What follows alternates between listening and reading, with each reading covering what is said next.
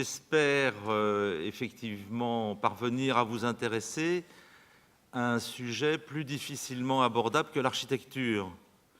La ville est une chose bien concrète, effectivement, on vit dedans, mais l'idée d'une réflexion sur la ville est sans doute un peu plus abstraite que celle d'une réflexion sur l'architecture, ne serait-ce que sa représentation, puisque l'architecture se voit tout simplement en se promenant dans les rues. On voit de fait des élévations, des volumes, donc l'architecture est immédiatement perceptible par tout promeneur. La ville, pour la comprendre, il faut prendre de l'altitude. Alors il y a des choses évidemment que l'on peut comprendre en se promenant dans les rues des villes, en observant ce qu'on appelle le paysage urbain, mais il faut quand même être très habitué, être bon connaisseur pour décrypter le paysage urbain et y reconnaître un certain nombre de ce qu'on peut appeler des faits urbains et essayer de les retrouver dans le paysage. C'est une chose beaucoup plus difficile. Donc la ville se comprend beaucoup mieux vue d'avion, et vue d'avion finalement pour quelqu'un qui travaille sur la ville ou qui s'intéresse à la ville, la vue d'avion, c'est une vue d'avion vraiment verticale, vue de très haut. Ça s'appelle un plan de ville, tout simplement. C'est comme si on était très haut dans le ciel et qu'on voyait la ville exactement à sa verticale, à son aplomb. Alors, je crois qu'il y aura une ou deux photos aériennes, enfin très peu, mais enfin, je vous montrerai surtout des plans. Alors, donc les plans sont une chose, effectivement, plus difficile à lire. On est habitué simplement à utiliser les plans de ville pour essayer de se repérer dans les villes. En général, on se repère avec les noms des rues, surtout. Au contraire, quand on essaye de travailler sur la forme qu'ont pris les villes dans le temps, sur une longue durée, il faut essayer de lire la forme elle-même, pas tellement le nom des rues, mais la forme, le tracé de ces rues, et essayer d'y décrypter un certain nombre de choses. Alors, je conçois qu'il y aura un caractère un peu ingrat forcément dans cette présentation. Alors, je l'ai dit tout de suite pour que vous pensiez l'inverse, évidemment, mais je préfère prendre cette précaution. Moyennant quoi, le cours public suivant de Pascal Liévaux montrera davantage l'architecture dans la ville. Donc, ces deux cours successifs, je crois bien qu'il a lieu la semaine prochaine, ces deux cours successifs abordent un sujet relativement proche. Moi, je parlerai d'une manière plus générale et peut-être un peu plus abstraite de la ville, et Pascal Liévaux vous montrera mieux le rapport des monuments avec la ville, donc qui évoquera plus des choses faciles à voir. Alors, avant de... Vraiment, en préambule, il faut quand même que j'explique ces deux mots, ville classique et désir d'embellissement, pour qu'il n'y ait pas de confusion. Alors, je vais commencer par le mot embellissement, qui est un mot pour l'essentiel qui apparaît au XVIIIe siècle, et un mot qu'on n'emploie plus beaucoup aujourd'hui.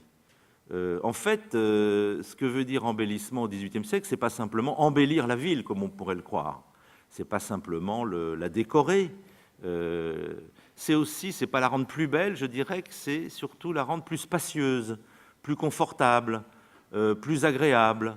Alors, bien sûr, il y a l'importance du coup d'œil, mais il y a aussi le fait qu'on y circule mieux, qu'on y respire un air meilleur. Vous savez que les préoccupations qu'on appelle aujourd'hui écologiques, de respirer un air pur dans les villes est un souci commun, au moins depuis le XVIIIe siècle, si ce n'est pas remonter beaucoup plus haut aux écrits d'Hippocrate, qui considérait comme fondamental, ou tous les théoriciens de l'Antiquité qui considéraient comme fondamental de mettre les rues principales des villes dans le sens des vents dominants, afin que les vents chassent ce qu'on appelait à l'époque les miasmes, ce qu'on appellerait les microbes aujourd'hui. Donc on imaginait dans l'Antiquité que le vent chassait les microbes. Donc il était important de faire circuler l'air dans les villes. Donc c'est même un des fondements de cette notion d'embellissement, puisque au XVIIe siècle, on parlait encore de miasme, si vous voulez, c'est encore un mot de l'époque. Alors donc ce mot embellissement recouvre plutôt ce qu'on appellerait aujourd'hui l'aménagement. C'est l'idée d'aménager les villes. Donc elles sont dans un état quelconque, il faut les transformer un petit peu pour les rendre plus agréables à vivre.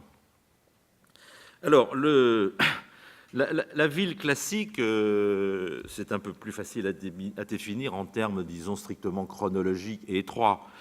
ce qu'on a l'habitude d'appeler ville classique, qui correspond à peu près avec ce qu'on appelle architecture classique, dans le domaine de l'histoire de l'art, correspond en gros, si vous voulez, à une période qui va du XVIe au XVIIIe siècle.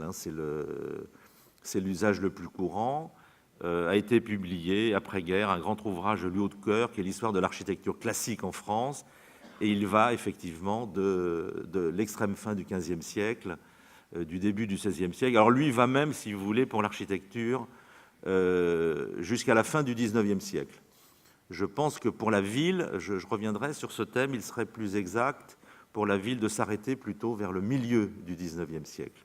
Vraiment, la ville classique, telle que je vais essayer de la définir, les villes ne disparaissent jamais, c'est la conception qu'on en a. Quand je dis que la ville classique disparaît, évidemment, les villes sont des choses, sont des entités assez difficiles à détruire et qui ont une grande possibilité de reconstruction malgré les cataclysmes, les guerres. Les villes renaissent, elles ont cette capacité. Mais c'est le concept de ville classique, à mon avis, ne s'applique plus à partir du milieu du XIXe siècle. On passe vraiment dans une autre conception dans laquelle on est plus ou moins encore aujourd'hui. Il y a donc un basculement autour de 1850. Alors ces histoires de chronologie, je ne dis pas ça pour vous embêter avec des choses un peu scolaires, mais c'est quand même important parce qu'en fait la ville dont je vais vous parler, moi, elle va essentiellement comprendre le XVIIe et le XVIIIe siècle. Parce que, comme on le verra tout à l'heure, ce qu'on a l'habitude... Alors, cette période 16e, 18e siècle, je précise aussi par rapport au manuel scolaire, c'est ce qu'en termes d'historien, on appelle la ville moderne. Vous savez que l'histoire se divise en Antiquité, Moyen-Âge, époque moderne et contemporaine. L'époque moderne va de la fin du Moyen-Âge à la Révolution, dans l'histoire française. Et l'époque contemporaine commence en 1789. Donc c'est la fin de la période moderne qui commence, elle, en 1553, avec la prise de Constantinople. Alors vous comprendrez très bien que des repères chronologiques comme ça sont effectivement utiles, mais n'ont pas le moindre sens par rapport à l'histoire de l'architecture ou par rapport à l'histoire des villes. Je veux dire, la prise de Constantinople par les Ottomans n'a strictement aucune signification par rapport à l'histoire de l'architecture. Donc les catégories d'histoire de l'art, les catégories de l'histoire de l'architecture, les catégories chronologiques de l'histoire de la ville sont différentes. Il y a des décalages. Alors le décalage le plus évident porte sur la notion de Renaissance. Alors la Renaissance en France existe, bien sûr, elle apparaît tout à fait au début du XVIe siècle. Elle s'impose réellement, statistiquement, c'est-à-dire pas simplement sur un bâtiment ou deux, mais sur des dizaines, pas avant le milieu du XVIe siècle.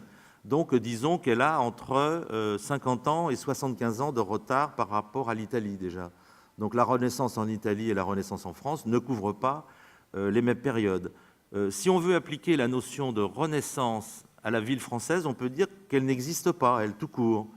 La ville de la Renaissance n'existe pratiquement pas, sauf pour quelques villes nouvelles que je vais vous montrer.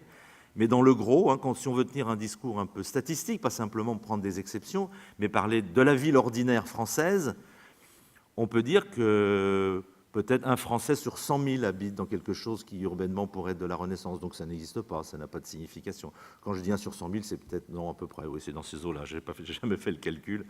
Mais donc les idées que l'on peut attacher à la Renaissance telle qu'elle apparaît en Italie à la fin du XVe ou XVIe siècle, pour les villes, en France, elles ne sont appliquées en fait qu'au début du XVIIe siècle. Donc on ne peut plus parler de Renaissance à l'époque d'Henri IV quand même, là on serait dans l'anachronisme. Alors il faut, si vous voulez, c'est je pense la première chose à comprendre dans le thème de mon cours de ce soir, c'est ce désir d'embellissement donc dans la ville classique. Il apparaît certes plus tôt, mais il ne s'applique un petit peu concrètement, c'est-à-dire il n'y a embellissement qu'à partir du début du XVIIe siècle. Voilà, c'est un fait. Alors pourquoi cela, si vous voulez parce que ce qu'on peut appeler la ville classique est donc une ville encore médiévale que l'on tente un peu vainement de moderniser. Donc L'essentiel de ce que je vous ai raconté, et qui est déjà dit d'ailleurs dans la petite introduction un peu provocatrice que j'ai écrite pour le petit livret, c'est que la ville que rêvent le XVIIe et le XVIIIe siècle va de fait se réaliser, disons, au XIXe siècle. Donc il y a bien sûr quelques réalisations, mais on va rêver pendant 2 siècles d'embellir les villes. Alors, qu'est-ce que ça veut dire moderniser une ville? Ça veut dire on aimerait des rues plus droites et plus larges, où l'on circulerait plus facilement, les personnes et le vent. On aimerait des espaces, des places publiques géométriquement plus régulières. D'abord, il faudrait qu'il y ait des places publiques, parce que dans la ville médiévale, la place publique n'existe pratiquement pas. Les parvis de cathédrales sont extrêmement petits. On peut dire que dans la ville du Moyen-Âge, la place n'existe pratiquement pas. Alors, il faudrait d'abord créer des places. Alors, on voudrait qu'elles soient grandes, mais on ne peut pas les agrandir. On voudrait qu'elles soient régulières, mais il y a de multiples difficultés qui seront une bonne partie de... Je vous raconterai ces difficultés, ça constituera une bonne partie de mon exposé. On aimerait des architectures mieux ordonnées, alors que les bâtiments du Moyen-Âge sont tous disparates. Il n'y a pas 2 maisons qui se ressemblent. Alors ça, ce sont des choses pittoresques qu'on apprécie aujourd'hui, qui font la joie du guide Michelin, avec du guide vert, avec des étoiles aussi, pour les monuments pittoresques. Mais ce désir d'embellissement, lui, passe au contraire par une idée d'ordre, de régularité, d'ordonnancement, de répétition, qui sont considérés à cette époque comme la modernité. Alors, les idées nouvelles que je vous expose ne manquent pas depuis la fin du XVe siècle. Alors, elles viennent d'Italie, comme beaucoup de choses à cette époque, comme les idées de la Renaissance en général, tout ça se situe dans le cadre de l'humanisme en général. Et d'ailleurs, les architectes qui se veulent porteurs de cette modernité architecturale voyagent évidemment en Italie. Alors, dès cette époque, en Italie, des architectes ou des ingénieurs théoriciens dessinent des villes idéales à la géométrie satisfaisante pour l'esprit. Sans doute plus pour l'esprit que pour autre chose, parce qu'elles ne sont pas forcément très agréables à habiter, mais c'est un autre problème. D'autre part, la plupart restent sur le papier, même en Italie. Alors, en France, elles vont apparaître, on va les voir très vite, avec la 2e image, pas la 3e par rapport à celle-ci. Elle commence en France, justement, avec des ingénieurs venus d'Italie. Donc, les premiers grands projets urbains en France sont dus à des ingénieurs italiens. Et ensuite, le relais est pris par des Français. Alors, cette modernité, elle arrive dans des villes nouvelles, ce qu'on appelle aujourd'hui des villes nouvelles, qu'autrefois on appelait villes neuves. D'ailleurs, il y a beaucoup de lieux qui, en France, s'appellent villes neuves, qui souvent sont des villes neuves médiévales, hein, les villes neuves sur Lot ou Villefranche de Rouergue ou autre nom de ce lieu qui évoque cette idée de ville nouvelle. Donc on employait plutôt le mot ville neuve autrefois, construite ex nihilo sur des terrains vierges, c'est-à-dire qu'il n'y a pas d'agglomération avant. Là, si vous voulez, la modernité et la régularité peuvent s'y appliquer sans obstacle. Alors ça, c'est une minorité de villes. Vous allez voir qu'en cherchant beaucoup, on arrive à en trouver 10, 20, 30, pas beaucoup plus. Donc alors c'est très intéressant, ça fait la joie des historiens de l'urbanisme, mais dans la réalité de ce que sont les villes françaises telles qu'on les connaît aujourd'hui, ce sont quelques cas isolés, des lieux bien oubliés, certains, vous le verrez, même totalement inconnus sans doute de la plupart d'entre vous, même si vous connaissez bien la France. Alors, c'est quoi l'armature urbaine de la France, disons, si on va se situer au XVIe siècle, hein, ou au début du XVIIe siècle? C'est une ville héritée de l'Antiquité gallo-romaine et du Moyen-Âge. Donc, on hérite toujours d'une ville qui est celle de l'époque précédente, hein, c'est un fait. La ville n'est jamais de son temps, hein. Même la ville, bon, l'exemple de la ville de Paris est très simple pour comprendre ce phénomène. Dans Paris, encore aujourd'hui, vous avez la rue Saint-Jacques ou la rue Saint-Denis qui sont des rues de tracés romaines, qui ont été tracées par les Romains quand ils sont arrivés en Gaule. Donc, une ville, à un moment donné, est une sorte de superposition, de sédimentation d'une série de villes qui ne se superposent pas comme des couches archéologiques. Il n'y a pas une ville qui recouvre une autre, c'est une transformation permanente de la ville. Chaque jour, une ville se renouvelle, on détruit une maison, on en construit une autre, et peu à peu, la ville... On bouche, une rue est bouchée, une autre s'ouvre. Donc la ville est en perpétuel renouvellement, mais à un moment donné est le résultat de toute cette accumulation.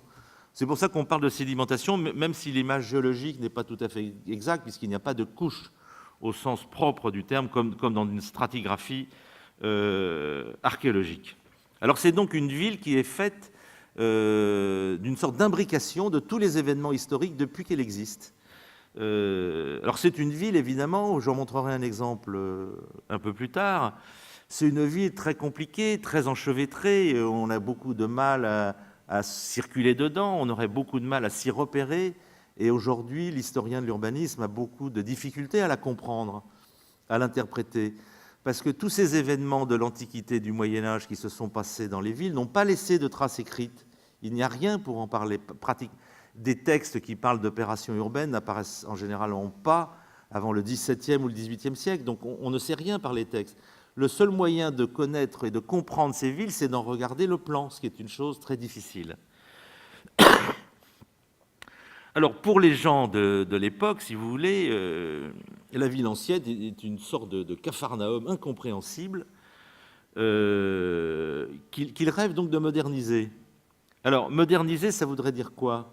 Vu qu'on aime les rues droites et larges et qu'elles n'existent pas, il faudrait les ouvrir. Alors, ouvrir, ça veut dire exproprier et détruire. Évidemment, on ne peut pas ouvrir une rue nouvelle dans une ville existante sans exproprier les gens et sans détruire les maisons existantes pour dégager une nouvelle chaussée. Or, la chose est impossible. L'expropriation n'existe pas.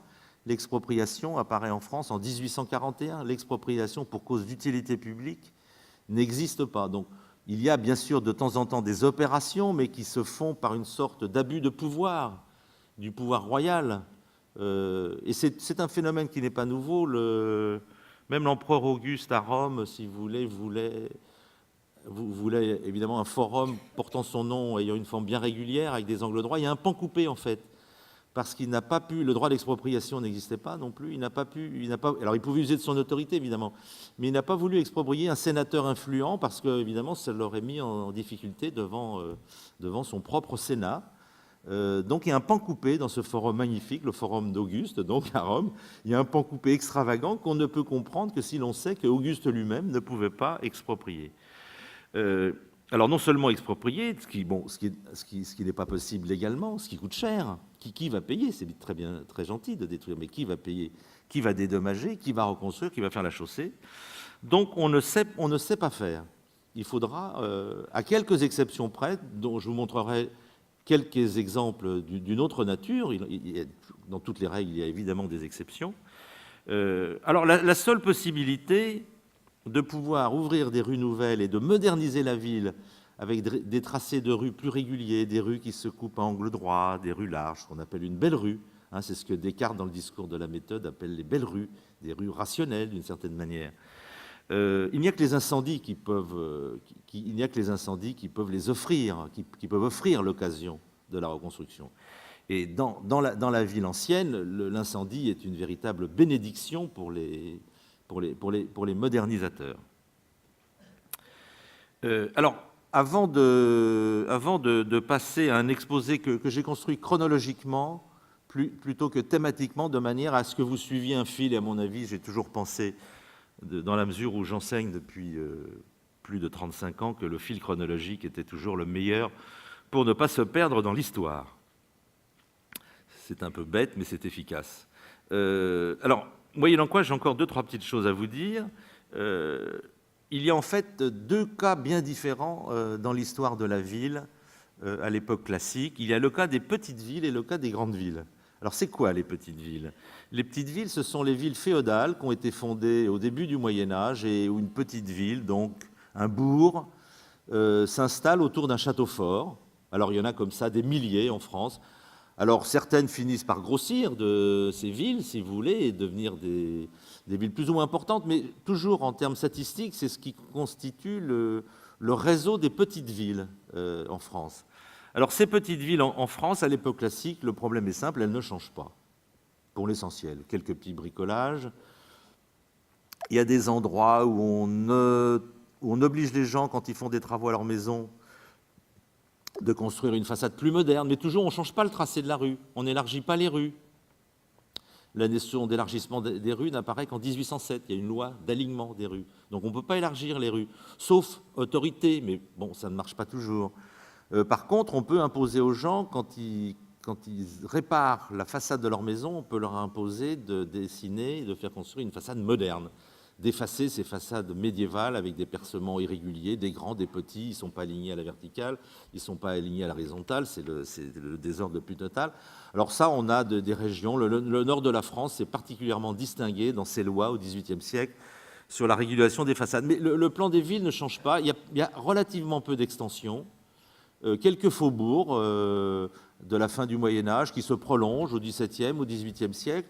Et on peut dire que Paris, d'une certaine manière, d'ailleurs assez paradoxalement, est un peu dans cette catégorie des petites villes. Alors là, c'est vraiment le cas de Paris, j'en toucherai deux mots, est vraiment tout à fait exceptionnel. Alors, les autres villes, beaucoup moins nombreuses, sont les grandes villes. Alors les grandes villes, c'est quoi? Les grandes villes au XVIe siècle, écoutez, ce sont les grandes villes fondées dans l'Antiquité. C'est celles, comme elles existaient dans l'Antiquité, où s'est installé un évêque.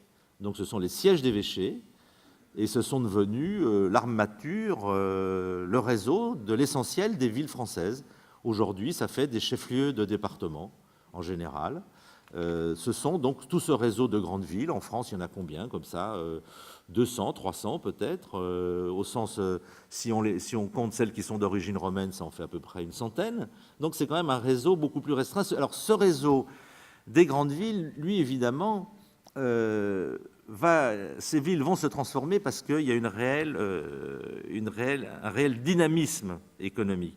Alors ces grandes villes vont connaître deux transformations majeures.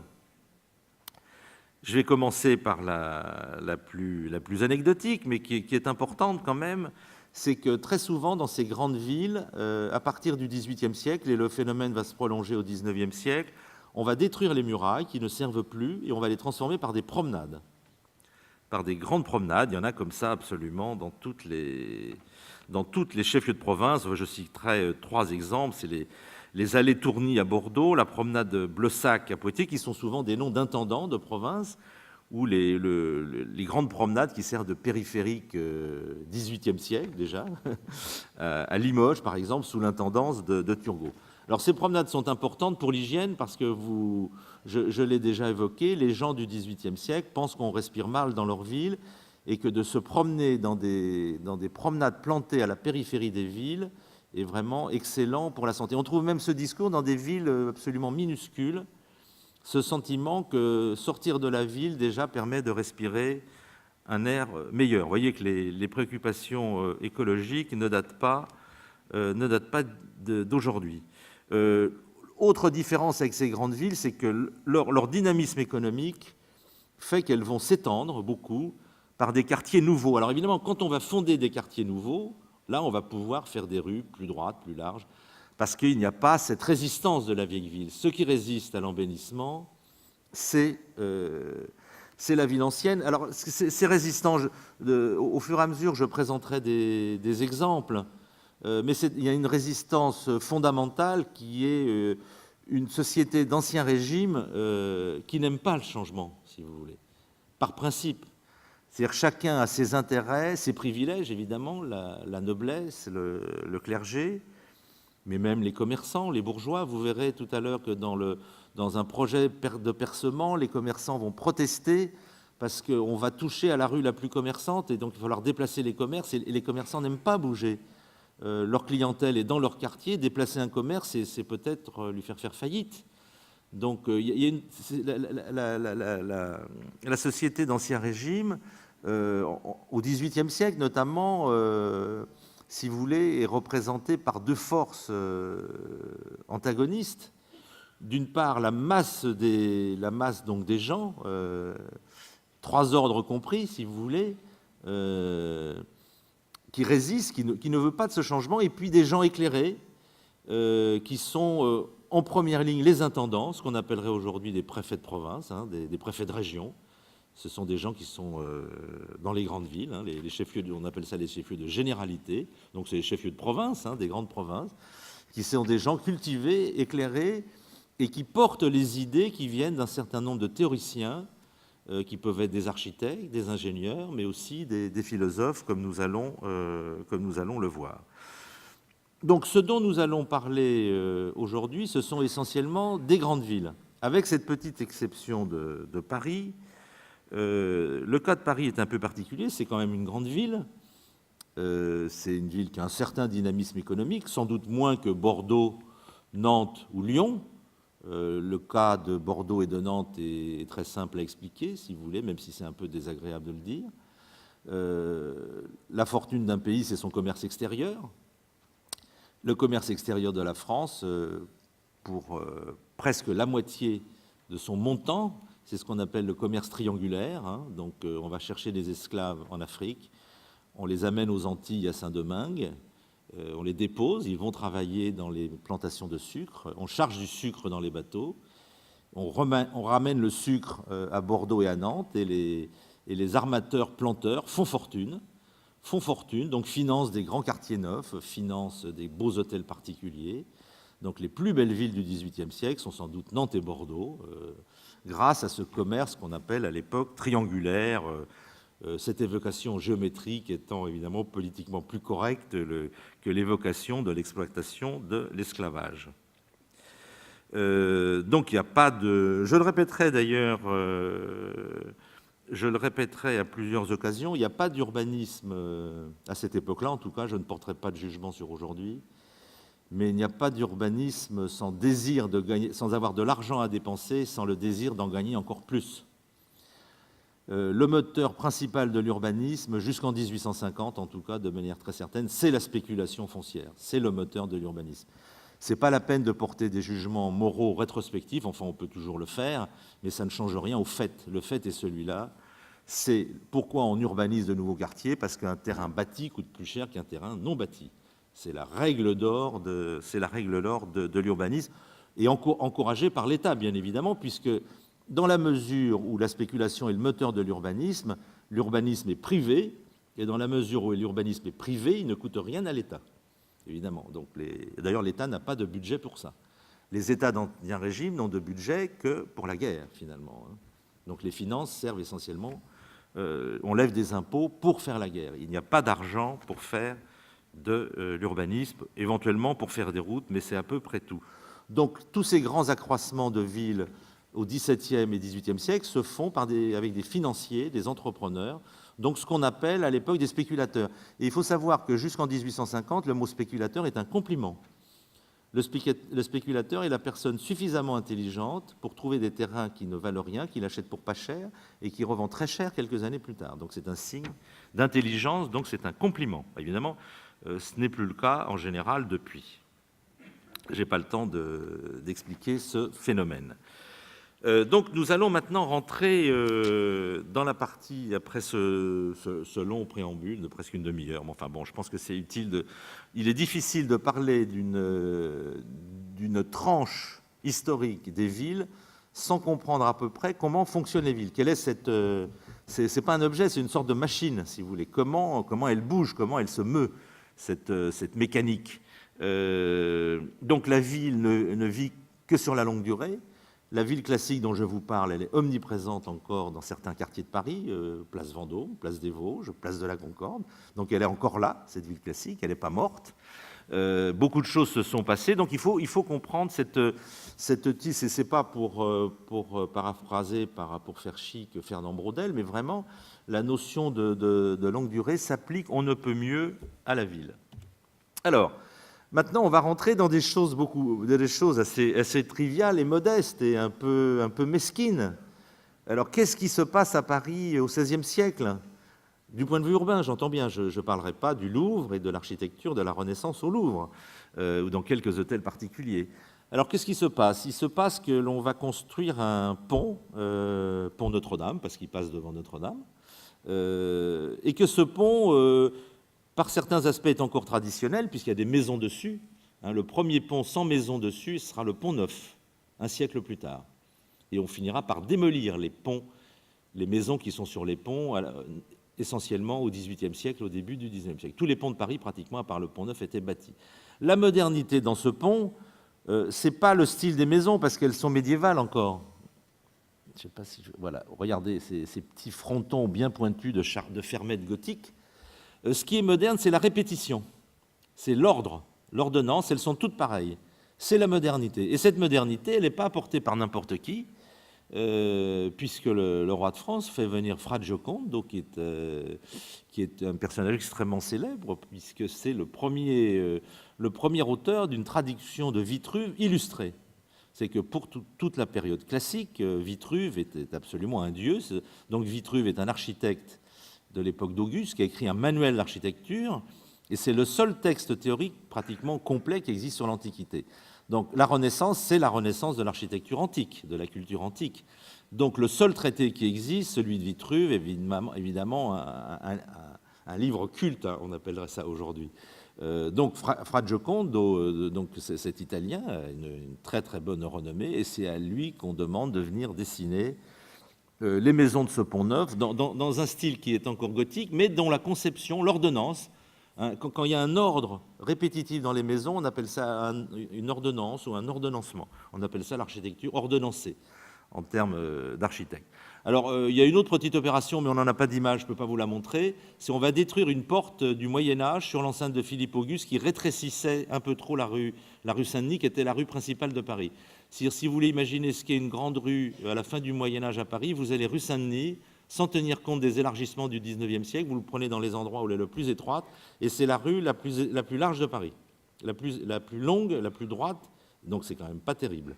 Donc il faut imaginer. Alors, là, il y avait une porte comme l'enceinte de Philippe Auguste a été repoussée au-delà sur l'enceinte de Charles V. Il y a une vieille porte qui ne sert plus, donc on appelle fausse porte, et on la détruit. Là, c'est un acte de grand courage dont se glorifie François Ier. Mais c'est à peu près la seule chose dont il puisse se glorifier pendant tout son règne.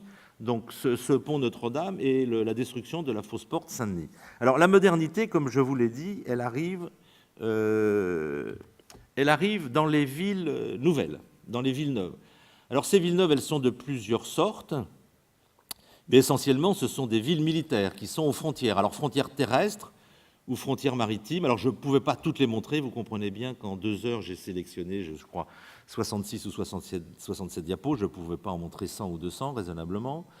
Donc j'aurais pu effectivement commencer par Le Havre, qui est dessiné par Bellarmate, ou le Havre de Grasse, ça s'appelait à l'époque. Donc qui est un port, fonction commerciale et militaire. Donc on a Vitry-le-François. Bon, j'ai choisi Vitry-le-François parce que le François, c'est évidemment François Ier. Donc c'est la frontière avec les États lorrains. Vous savez qu'à l'époque, la Lorraine ne fait pas partie de la France, elle n'a été rattachée qu'à l'époque de Louis XV. Donc la Lorraine fait partie de l'Empire germanique. Donc la frontière de la France est à Vitry-le-François. Donc c'est une ville frontière fortifiée. Alors, sur un plan déjà relativement élaboré, vous pourrez remarquer qu'il y a des rues qui se croisent à angle droit. Le plan est une sorte de quadrillage, mais il y a une grande place au milieu.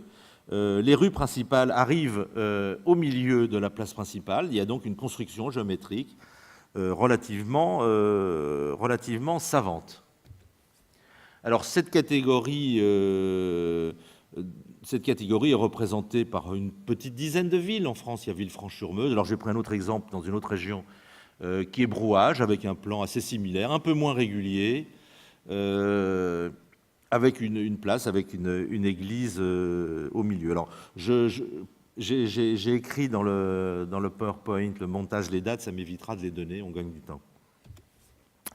Alors, on reviendra sur les villes après, puisque maintenant, on va suivre ce qui se passe un peu plus tard à Paris. Alors, évidemment, Paris, sous le règne d'Henri IV, connaît une véritable révolution, puisque l'on va ouvrir 2 places nouvelles. On peut même dire 2 places, vu que la seule place qui existait à Paris, c'était la place de Grève de Valentin-de-Ville. Et la place de Grève, si vous voulez, devait être grande comme le 10e à peu près de la place de l'Hôtel-de-Ville aujourd'hui. C'était absolument rien du tout. Donc, Henri IV... sous des inspirations qu'on n'a jamais totalement élucidées, peut-être conseillées par un certain nombre d'ingénieurs français, italiens, peut-être aussi un peu, donc il y a une origine italienne certainement évidente, peut-être aussi, on l'a déjà dit des fois, l'influence des Plaza Mayor espagnoles, que évidemment, à cette époque, il y a des voyageurs, des diplomates, des ambassadeurs, on voit, hein, la culture circule. les livres sont imprimés, les plans de ville sont imprimés, ils circulent. Donc arrive la place des Vosges. Alors, je ferai une remarque sur la place des Vosges qui sera valable pour toutes les autres opérations de place royale dont je reparlerai, qui datent de Louis XIV ou de Louis XV. Les places royales, c'est deux choses. C'est d'une part une place que l'on fait pour dégager la statue du roi. C'est-à-dire que la place existe d'abord pour qu'on voit la statue du roi au milieu, la statue équestre du roi qui est donc placée au milieu de toutes ces places royales. On peut pas mettre les habitants d'une ville qui font ce cadeau au roi ne peuvent pas mettre une statue du roi au milieu d'un carrefour embouteillé. Ça serait pas digne. Il faut donc dégager le lieu, ouvrir une place. Ça, c'est la première raison. La seconde raison, elle est spéculative aussi, parce qu'évidemment, ça coûte très cher, tout ça. Et Henri IV n'a pas le moindre louis, non, il n'y a pas encore de louis à l'époque, le moindre écu en poche pour faire ce genre d'opération. Alors, d'abord, il le fait sur un terrain qui lui appartient, hein, c'est l'ancienne hôtel où son nom m'échappe à l'instant, où se passaient les tournois, donc il se trouve dans le Marais. Alors, c'était un lieu un peu maudit, parce qu'Henri II s'était fait percer un œil par une lance dans cet hôtel, dans les lices de cet hôtel. Donc, il faut trouver un terrain que l'on possède déjà pour pas que l'opération coûte cher. Et pour payer les travaux, tout simplement, on vend les bâtiments à des personnes privées. Alors, le roi ne peut pas spéculer lui-même, donc il charge Sully, son cher ministre, de spéculer pour lui. Donc, c'est Sully qui est chargé de l'opération. Autre exemple, vous voyez en haut à gauche la place Dauphine, le Pont-Neuf et la rue Dauphine, ici, que vous voyez ici. J'essaye de la suivre avec ma flèche, voilà. Là, c'est vraiment une opération très importante parce que c'est le premier pont sans maison dessus. C'est une des deux premières places. Vous voyez, 3 ans, le projet est lancé 3 ans après la place des Vosges, moyennant quoi le projet du Pont-Neuf date de la fin du XVe siècle. Et également cette rue Dauphine, 1608, première rue droite moderne de Paris. Les Italiens avaient commencé un siècle avant. On a un siècle de retard. Alors là, la place Dauphine était au fond du jardin du Palais Royal. Vous savez que l'actuel palais de justice à Paris est l'ancien Palais Royal. Donc c'était l'ancien Palais Royal, donc ça appartenait aussi au roi. Alors Henri IV, là non plus, ne pouvait pas spéculer. Donc Henri IV donne au président Harlay, qui était premier président du Parlement, lui donne ce terrain. Ils l'ont fait cadeau à charge de construire des quais et de réaliser une place. Donc Harlay va vendre les terrains le plus cher possible, et avec l'argent qu'il récolte, alors là c'est une sorte de spéculation, pas pour le bénéfice, c'est une spéculation en l'honneur du roi en quelque sorte, hein, c'est une spéculation morale si l'on peut dire. Enfin, je pense qu'il a quand même gagné un petit peu d'argent dans cette affaire, mais c'était quand même pas le but principal. Donc la vente des terrains à des candidats à la construction va rapporter de l'argent qui va financer les travaux. Idem pour la rue Dauphine, avec une petite anecdote que raconte, je crois, Sully dans ses mémoires ou un contemporain. Les Augustins qui possédaient le terrain étaient tout à fait mécontents qu'on ouvre une rue dans leur jardin. Voilà la force de résistance de l'Ancien Régime. Et Henri IV leur explique, écoutez, les maisons que vous allez louer sur vos terrains vont beaucoup plus vous rapporter que les choux que vous plantez dans votre potager. Alors Henri IV, qui était très ambitieux, prévoyait même une place encore plus moderne, la place de France, dont la trace se trouve encore dans le nom d'un certain nombre de rues, rue de Bretagne, tous ces noms de tout ce quartier dans le haut du Marais qui a des noms de provinces de France. Ça devait être les rues rayonnantes que vous voyez rayonner à partir de cette place, à partir d'une porte. Chacune devait porter le nom d'une province, et entre ces rues, il y a des grands hôtels particuliers, des sortes de palais. Et chacun de ces palais devait abriter une administration, ce qu'on appellerait aujourd'hui un ministère.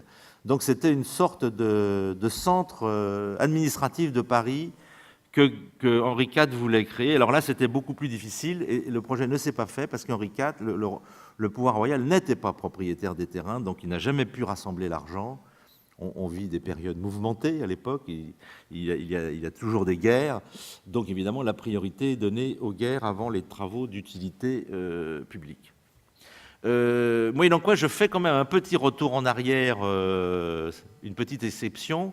La première place moderne à l'italienne, c'est-à-dire avec une forme régulière, avec des façades uniformes que vous voyez bien sur les deux façades que vous voyez, La façade que l'on voit devant, en fait, était derrière. Le graveur était tellement fier du projet qu'il a retourné les maisons pour qu'on voit une face que l'on ne voyait pas.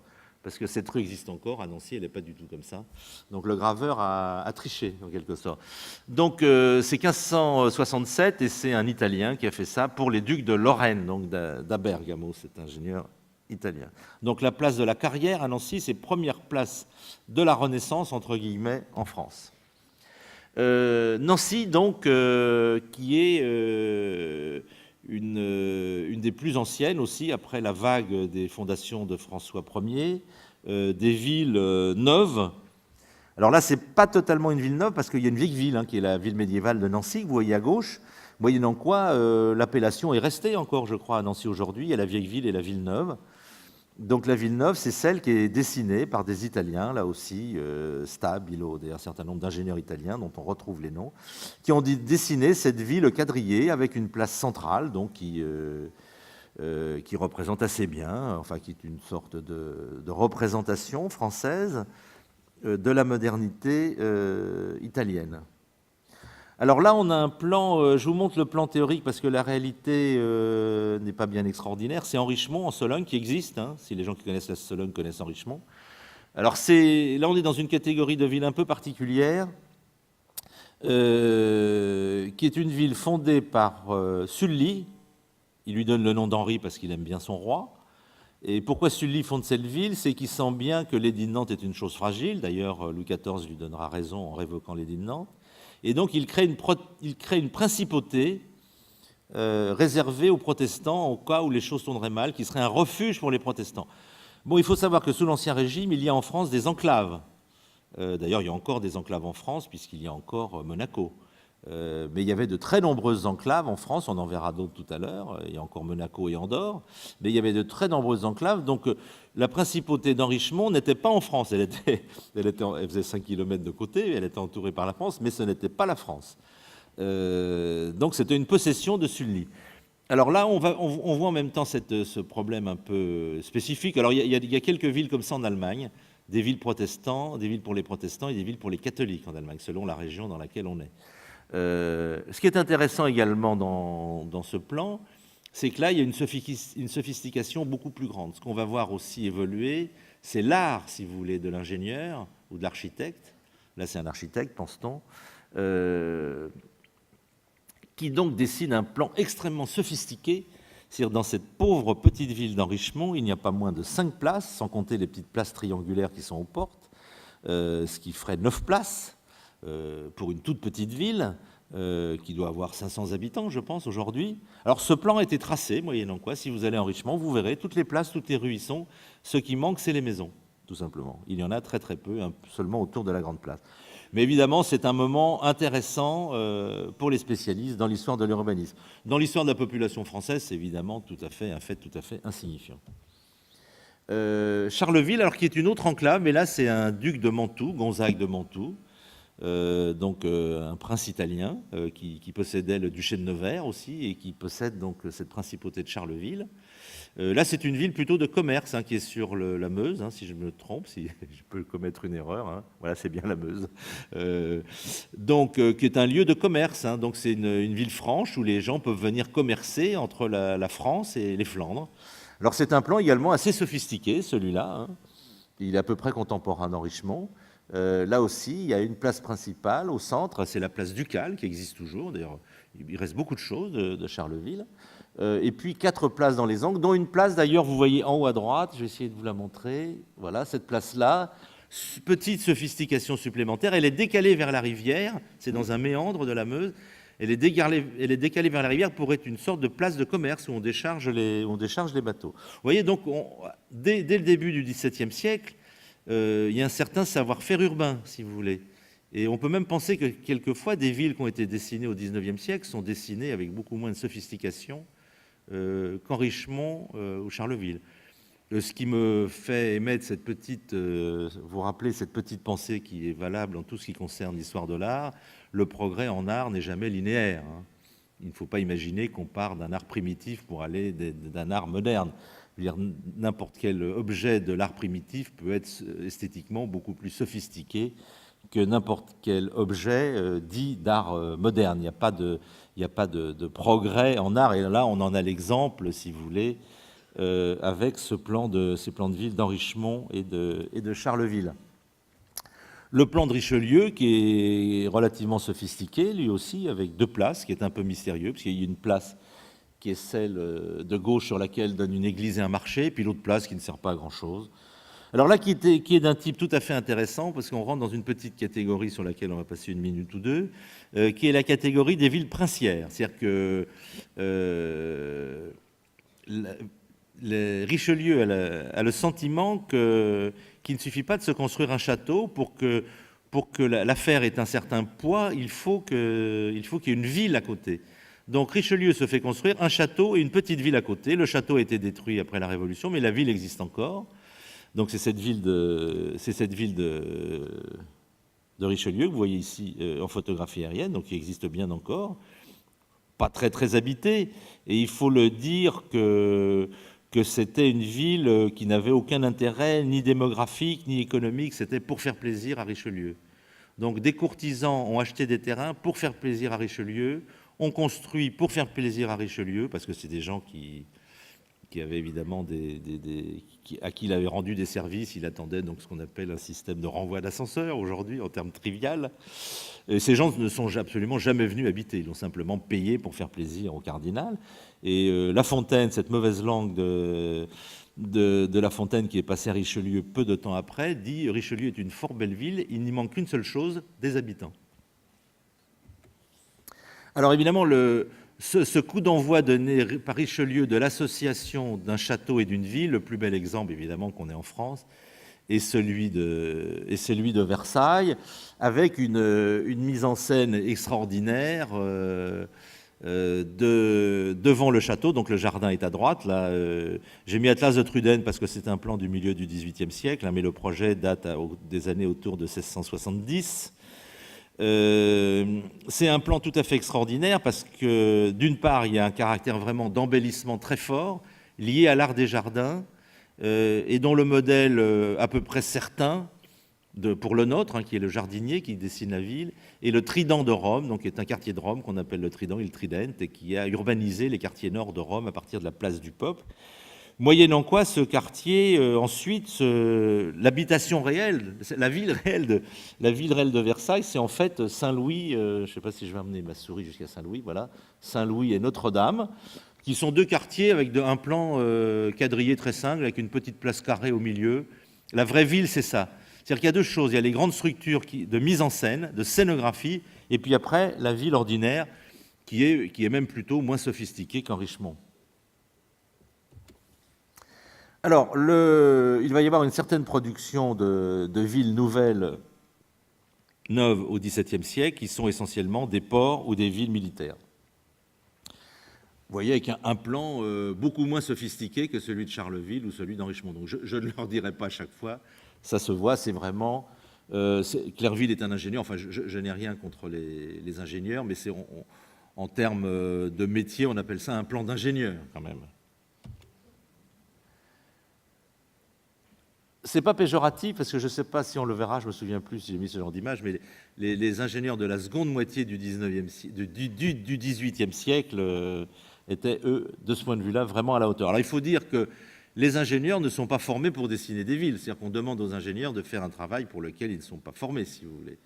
Le premier qui vraiment fait un cours sur le dessin des villes, c'est Vauban, et Clerville est plutôt un contemporain ou un prédécesseur de Vauban, donc ce pauvre Clerville fait avec ce qu'il peut.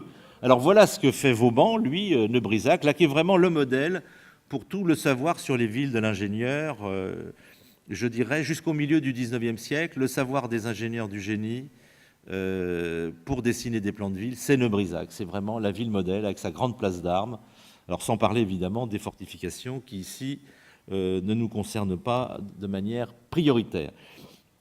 Un petit aparté quand même sur toute une catégorie qui apparaît, qui sont les plans d'extension. C'est-à-dire que le quartier Mazarin que vous voyez en bas, ici, avec son quadrillage et sa place, ça c'est la place des Dauphins que l'on voit ici, donc qu'on appelle Mazarin du nom du frère du cardinal, qui est une spéculation foncière. Hein. Le cardinal, qui était archevêque d'Aix, avait un grand terrain dont il était propriétaire, propriété de l'archevêché.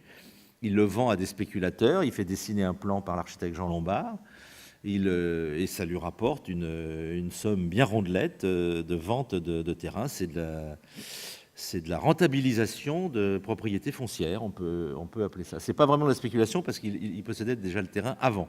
Il n'a pas acheté pas cher, il l'avait déjà. Donc c'est une catégorie qui va connaître évidemment un grand développement, c'est ce qu'on appelle le plan d'extension au XVIIIe et surtout XIXe siècle et XXe siècle.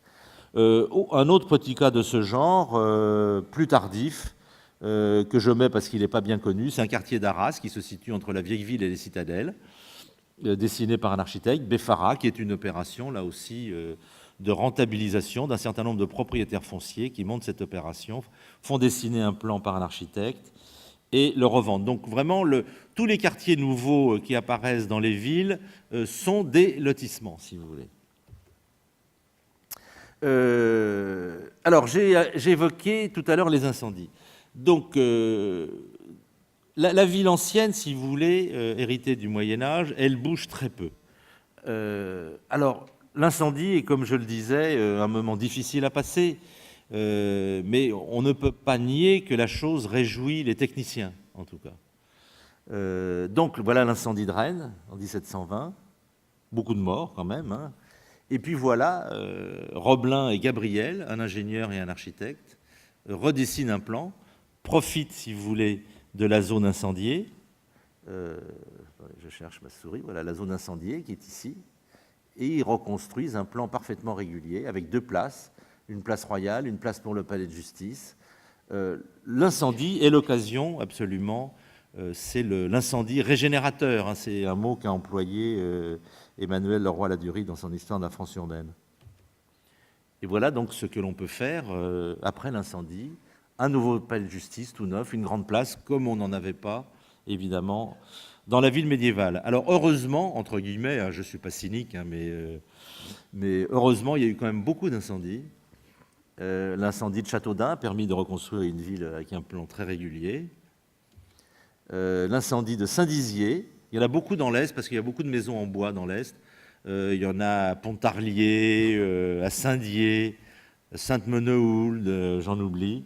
Il y en a énormément dans l'Est de la France. Voilà un bel exemple. Donc l'ingénieur Bochet de Colloël, ingénieur des ponts et chaussées, dessine un plan. Il n'hésite pas à faire une grande rue droite là, qui traverse l'ancien château. Ce qui a été incendié, c'est cette partie que l'on voit en rose. Ce sont les quartiers incendiés. Donc on profite pour alors cette partie-là a été réalisée. Donc on profite de l'incendie pour reconstruire de manière plus moderne. Et puis comme les ingénieurs sont des visionnaires, les ingénieurs des ponts et chaussées notamment voient loin, voient grand. Donc ils prévoient un plan d'extension moderne avec une traversée du château qui ne se fera pas. Parce qu'évidemment, l'argent manque hein, toujours. Alors, le roi, dans sa très grande générosité, donne de l'argent. Il y a quand même des dons royaux. Le roi, sur sa cassette, hein, donne en général des sommes importantes d'argent, d'abord pour les secours aux sinistrés, pour leur fabriquer des tentes, pour qu'ils habitent, et ensuite pour reconstruire les villes. Alors, j'ai mis cette image de Toulouse pour vous montrer, à une petite exception près, dont je reparlerai, qui est ce quartier ici, et cette promenade plantée que vous voyez tout autour, à l'emplacement des anciens remparts, mais les remparts médiévaux, vous voyez, là, sont encore présents, n'ont pas été détruits partout, mais on fait une promenade sur les anciens fossés. Mais mis à part ça, regardez le plan de Toulouse, et mis à part la petite place ici, devant la Capitole, cherchez-moi des places. Il n'y en a quasiment pas, une vague place très irrégulière ici. Attendez, j'ai perdu ma souris, voilà.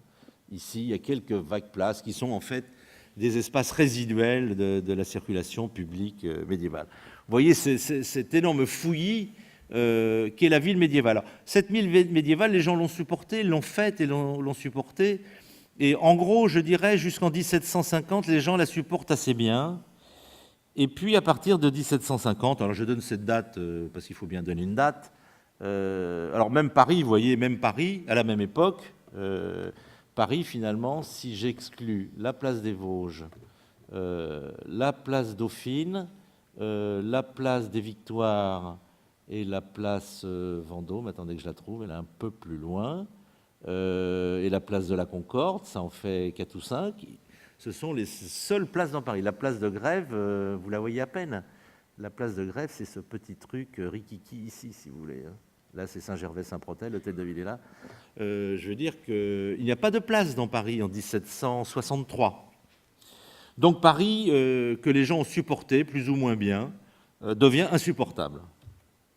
Alors il y a eu des petites choses aussi, il y a eu la porte Saint-Denis, mais vous voyez que la porte Saint-Denis, c'est jamais qu'une porte moderne posée sur un bastion, puisqu'on n'a même pas démoli le bastion que vous voyez à droite à gauche, qui était démoli depuis. Alors il y a la place Vendôme, que je vous ai montré, qui lui aussi est une place en l'honneur du roi, mais également spéculative. Là, une spéculation d'Ardouin-Mansart, Ardouin-Mansart qui est l'architecte du roi, fait une opération spéculative bien connue.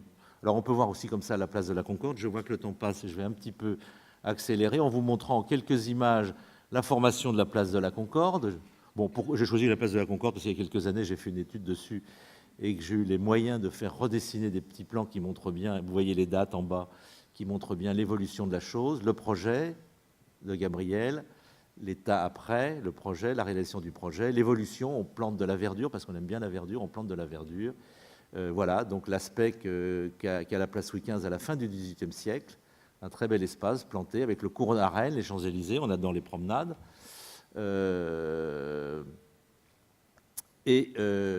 Une autre place royale, celle de Nancy. Bon, je n'en montre pas beaucoup parce que les places royales auraient pu constituer un thème en eux-mêmes, mais j'ai monté la place Stanislas à Nancy parce qu'elle est assez intéressante. On a déjà vu, je l'ai montré parce qu'on a déjà vu un plan de Nancy, on a vu que le rempart entre la vieille et la nouvelle ville a subsisté pendant plusieurs siècles. Et puis à l'époque de Louis XV, on a décidé de démolir ce rempart, ça s'est fait peu à peu. Et donc à l'emplacement de ce rempart, à l'emplacement des fossés du rempart de la fin du XVe siècle, on construit la place Stanislas qui va s'enchaîner avec la place des Carrières qui a été réalisée 2 siècles avant. Donc cette grande composition, elle-même, vous voyez, quand je dis que la ville c'est du temps, c'est ce très bel enchaînement, palais ducal, place de l'hémicycle, qui n'existe pas encore, là, qui va prendre cette forme ici plus tard. Place de la Carrière que l'on voit ici, là c'est le palais ducal des ducs de Lorraine. Et place Stanislas, cette très belle composition, c'est faite en 2 siècles, en gros, si vous voulez, milieu 16e, milieu 18e siècle. Vous voyez. Et pourtant, ça paraît très homogène, et en fait, non, c'est des choses totalement disparates, mais on aimait à cette époque l'harmonie, donc quand on faisait des choses nouvelles, on faisait tout pour qu'elles coexistent bien avec les choses anciennes. Voilà une image de la place Stanislas. Bon, tout le monde connaît la place Stanislas, donc j'ai préféré montrer une gravure ancienne. Alors là, on change de période et de problème avec cette vilaine, enfin, cette image pas très belle que je vous ai montrée parce qu'elle est quand même assez explicite. Elle est malheureusement une pliure de page dans la revue Science et Vie. J'ai eu avec Alexandre Gady, que vous avez peut-être déjà entendu ou vous entendrez bientôt. Donc mon collègue Alexandre Gady, on était chargés tous les deux de faire un numéro des cahiers de Science et Vie de décembre 2004, je crois, dans mon souvenir, sur Paris classique. Et donc moi j'ai fait dessiner un plan de Paris sur lequel on a reporté les projets d'un certain nombre de théoriciens, dont Voltaire évidemment, je vais vous en parler. Et là donc on a simplement noté si les places étaient rondes ou carrées, par des ronds ou des carrés, et on a marqué donc un certain nombre d'emplacements sur lesquels les gens prévoyaient des projets d'embellissement.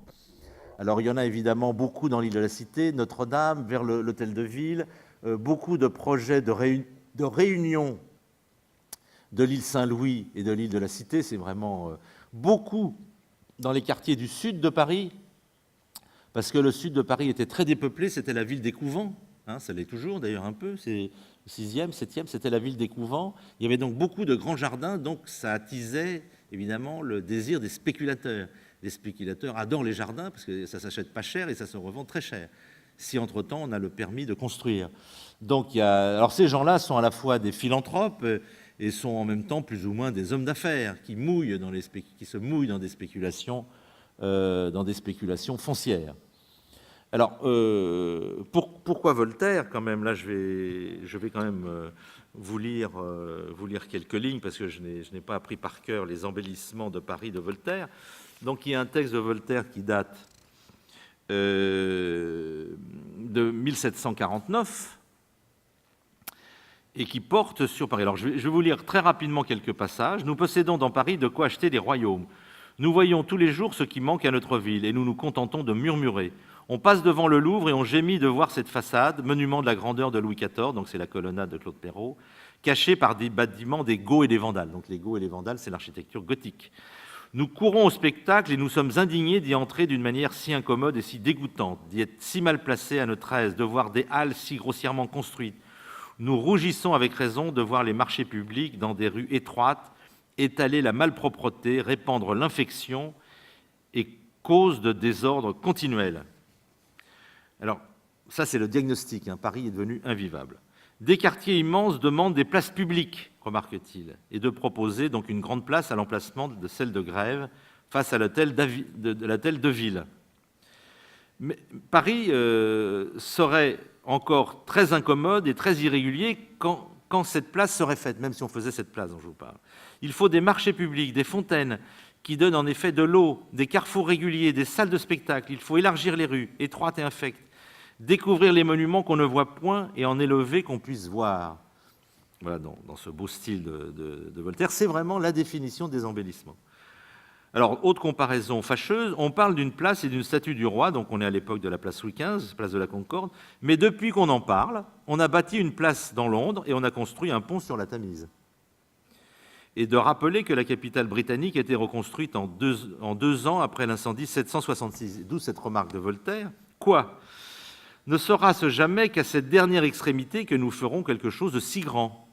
Si la moitié de Paris était brûlée, nous la rebâtirions superbe et commode. Voyez, Voltaire dixit. Alors Voltaire a même une petite idée de la manière dont il faudrait procéder, vu que le roi dépense tout son argent à faire la guerre. Il pense qu'il faut lever des taxes. Donc il pense essentiellement à une taxe sur les produits, donc ce qu'on appelle une TVA aujourd'hui. Et il pense que les grands travaux de Paris devraient être payés sur des taxes sur les produits du commerce, donc ce qu'on appelle la TVA aujourd'hui. Alors on rentre là dans une autre période, qui est celle donc des embellissements. Alors les embellissements font beaucoup rêver les gens, donc le discours de Voltaire qui veut qu'on ouvre des rues, des places. Alors c'est vrai que quelques architectes en ont eu l'idée avant lui, mais enfin je prends ce texte de Voltaire parce qu'il est bien écrit, parce qu'il reflète bien la situation, et qu'il est quand même un des premiers, parce qu'il y a d'autres théoriciens ensuite qui écrivent, mais après Voltaire, c'est quand même... C'est une des facettes tout à fait importantes de Voltaire et très méconnue. Alors par exemple, Jacques-François Blondel, qui est un théoricien, il est professeur de théorie de l'architecture à l'Académie royale d'architecture. Je vous reparlerai de Blondel au mois de mars quand je parlerai de l'enseignement de l'architecture. Donc Blondel fait un très beau projet, pour Metz, avec 3 places, une place qui donne sur la Moselle, une place devant avec des écuries, des communs, et puis une place ici avec le palais de l'archevêque. Il prévoit aussi un réhabillage complet de l'église gothique qui serait entièrement réhabillée. Là, c'est le gris foncé. Hein. Il l'enveloppe complètement par une croûte néoclassique, classique. Et cette porte, d'ailleurs, existait.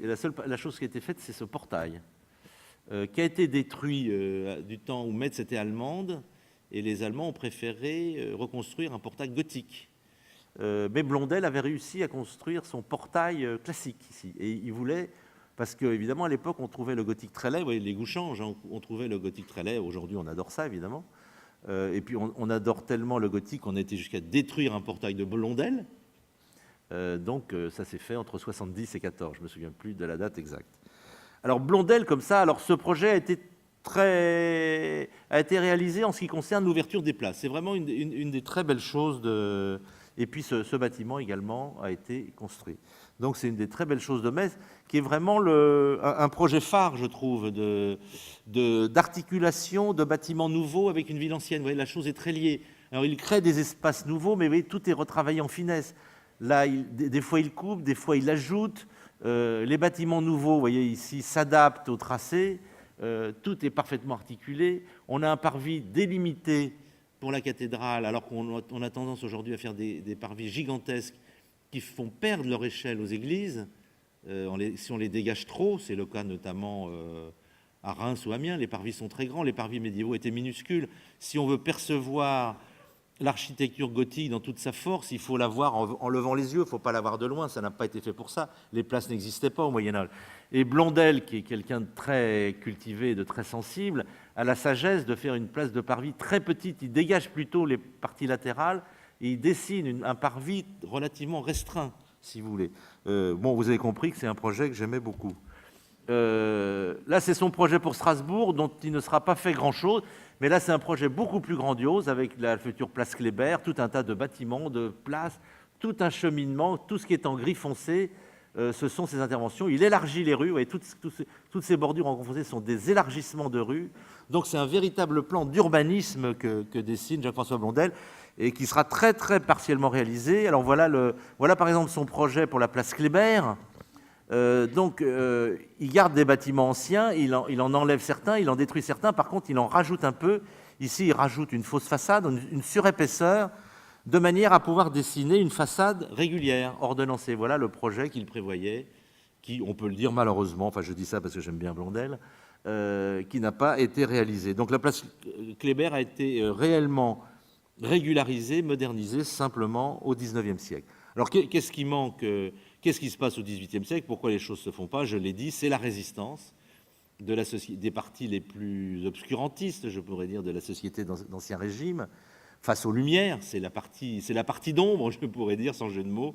C'est la partie d'ombre de l'Ancien Régime qui résiste devant les Lumières, et les Lumières ne percent pas parce qu'il n'y a pas d'argent.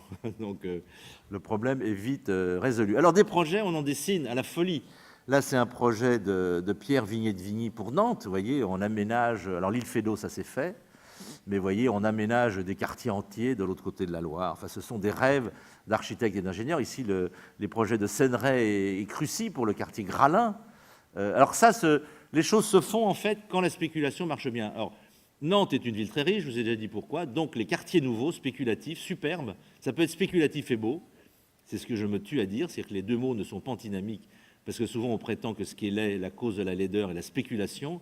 Le XVIIIe siècle n'a fait que des belles choses grâce à la spéculation. Donc voilà le premier projet pour le quartier Gralin, et voilà le projet réalisé. Donc avec cette place en hémicycle, le cours Cambronne qui se trouve derrière. Donc là c'est le projet d'origine de Senneray et Mathurin-Crucy pour le projet Gralin, qui est une chose absolument superbe, que je ne vous montre pas parce que je suis persuadé que Pascal Liévaux vous le montrera la semaine prochaine. Vont mémoriser le plan, il montrera la photo la semaine prochaine. Alors, il y a des projets comme ça dans énormément de villes. Ici, par exemple, Reims, l'ingénieur Legendre dessine une belle promenade. Je crois même, est-ce que j'ai mis le détail? Il me semble, voilà, j'ai mis le détail. Legendre est assez connu des amateurs de littérature parce qu'il était le mari de la sœur de Madame Voland, qui était la maîtresse de Diderot. Donc, quand on lit les lettres de Diderot à Madame Voland, qui était un beau morceau de littérature, on parle tout le temps de Madame Legendre et de son mari, de son ingénieur de mari. C'était donc ce Legendre, grand ingénieur, grand architecte, grand archéologue également, je n'ai pas le temps de vous dire pourquoi, donc qui a aménagé une grande place ici à la Porte-Neuve, et une petite place ici qui met en valeur la porte romaine. La porte de Mars ici est mise en valeur par 2 places. Donc ça, c'est un projet de Legendre. Alors voilà le projet de Mondran que j'ai laissé entrevoir tout à l'heure. Celui-là, donc, qui a été en bonne partie réalisé, qui consiste à lier la ville ancienne au canal du Midi, au canal de Brienne. Et donc, c'est à la fois de l'embellissement et c'est de la viabilisation pour des lotissements futurs. C'est-à-dire, toute allée nouvelle plantée d'arbres donne une valeur folle aux terrains qui en sont bordés, où des gens riches vont se construire de beaux hôtels particuliers. Donc, c'est à la fois beau et spéculatif. C'est vraiment, il y a une alliance intime qui nous étonne et qui peut même nous choquer aujourd'hui. Alors ça, un autre exemple assez amusant, c'est que les seules expropriations que l'on puisse faire d'utilité publique sont les traverses des villes par les routes royales. La seule administration française qui a le droit d'expropriation, c'est les ponts et chaussées, même sous l'Ancien Régime. Donc quand une route royale traverse une ville et que les ingénieurs des ponts et chaussées trouvent que la traversée de la ville est difficile, qu'il y a des embouteillages, donc, on a trouvé après, au XIXe siècle, la solution du contournement. D'ailleurs, ça a été fait à Senlis également par les ingénieurs des ponts et chaussées. Mais en général, pourquoi ne fait-on pas un contournement? C'est parce qu'on considère que la traversée d'une ville par une route royale est un embellissement. C'est-à-dire que l'amélioration de la ville par la route royale, c'est une sorte de double embellissement. La ville embellit la route et la route embellit la ville. Il y a une pensée synthétique absolument admirable au XVIIIe siècle d'embellissement réciproque, alors que aujourd'hui la route est considérée comme un espace repoussant, Au contraire, la route est considérée à cette époque comme une chose d'utile, d'agréable. Alors c'est vrai qu'il n'y avait pas d'essence à l'époque. Il n'y avait que du crottin de cheval pour distribuer l'odeur. Mais donc on considère que... Donc d'où l'utilité publique qui est donnée aux ingénieurs des ponts et chaussées. Donc, alors ici, c'est à Pont-Sainte-Maxence, c'est la route de Flandre, donc c'est une route importante. Hein. Il faut élargir, on va reconstruire le pont et on va élargir la rue. Alors ce que je vous montre là, c'est le plan d'expropriation. Alors c'est un plan d'expropriation, vous allez voir, qui est très amusant parce qu'on découpe les maisons, toute la bande jaune, on découpe les maisons. Et comme les ingénieurs des chaussées avaient plein pouvoir, ils coupaient les maisons. Voilà les maisons coupées. Donc on a enlevé les façades, on leur a enlevé 5 mètres de terrain et puis à charge aux gens de se reconstruire une façade. On leur a donné une coupe. Alors c'est en architecture ce qu'on appelle une coupe. En général, c'est une coupe, c'est un exercice graphique. L'exercice graphique est devenu la coupe. Hein, c'est comme on a coupé les façades au sécateur. Et les gens se sont débrouillés. Alors on les a indemnisés pour le terrain perdu. On leur a donné un petit peu d'argent. Mais il a fallu qu'ils se reconstruisent une façade. Alors on a considéré que, bien sûr, ils avaient perdu du terrain, ils avaient perdu une façade, mais on leur offrait une maison sur une grande route, donc la maison prenait de la valeur. Donc c'est l'idée de l'embellissement productif. Voilà un autre exemple qui est Tours, donc la traverse de Tours. Alors là, ce n'est pas une rue entièrement nouvelle.